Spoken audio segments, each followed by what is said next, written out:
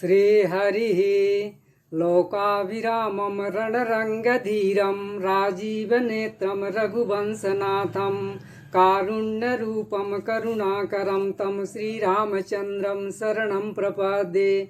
मानस प्रेमियों, श्री रामचरित मानस में भगवान के प्रभाव वर्णन में आपका स्वागत है। पूर्व भाग में आपने अयोध्या कांड दोहा क्रमांक 244 से लेकर के 274 तक में आए भगवान के प्रभाव का वर्णन सुना। अब आज अयोध्या कांड दोहा क्रमांक 275 से लेकर के अयोध्या कांड के अंत तक में आए भगवान के प्रभाव का वर्णन सुनेंगे। दोहा क्रमांक 277 की तीसरी चौपाई की पहली पंक्ति में प्रभाव वर्णन है कि श्री राम जी के प्रेम के बिना ज्ञान शोभा नहीं देता, जैसे कर्णधार के बिना जहाज। सोहन राम प्रेम बिनु ज्ञानु, करण धार बिनु जिमि जल जानु।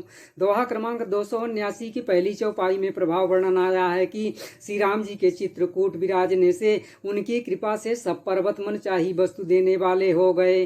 वे देखने मात्र से ही दुखों को सर्वथा हर लेते हैं। वहाँ के तालाबों, नदियों, वन और पृथ्वी के सभी भागों में मानो आनंद और प्रेम उमड़ रहा है।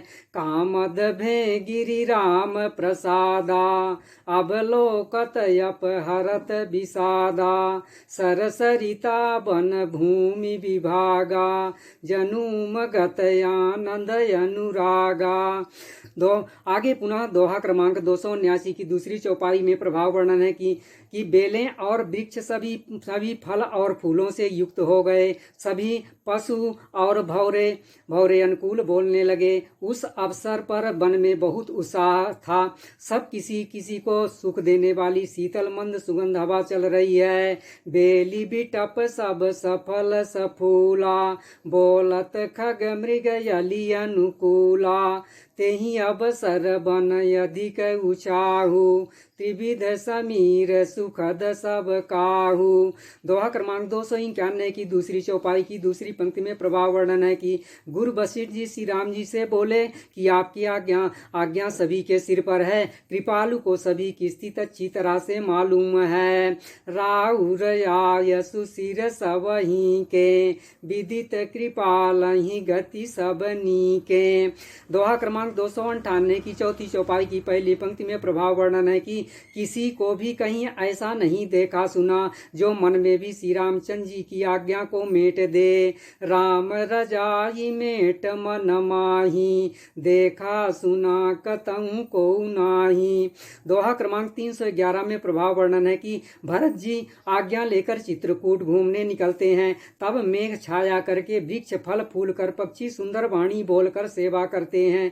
जब साधारण मनुष्य को भी आलस जमाई लेते समय राम कह देने से सब सिद्धियां सुलभ हो जाती हैं, तब श्री रामचंद्र जी के प्राण प्यारे भरत जी के लिए यह कोई बड़े आश्चर्य की बात नहीं है।